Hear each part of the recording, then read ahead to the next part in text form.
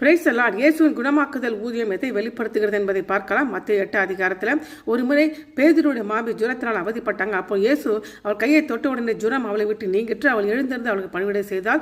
பிறகு அஸ்தமனமான போது பிசாசு பிடித்த அநேகரை அவரிடத்தில் கொண்டு வந்தாங்க. அவர் அந்த ஆவிகளை தமது வார்த்தையினால் துரத்தி பின்னாளிகள் எல்லாம் சொஸ்தமாக்கினார். இந்த 3 சுகப்படுத்தலும் வேறுபட்ட மற்றும் புறக்கணிக்கப்பட்ட மக்களின் தேவைகளை சந்திப்பதில் இயேசுவின் இரக்கத்தை வெளிப்படுத்துகிறது. எல்லாவற்றுக்கும் மேலாக மாறுபட்ட தன்மையுடைய 3 கொடிய நோய்களை உடனடியாக குணப்படுத்துவதில் அவருடைய அதிகாரத்தை வெளிப்படுத்துகிறது.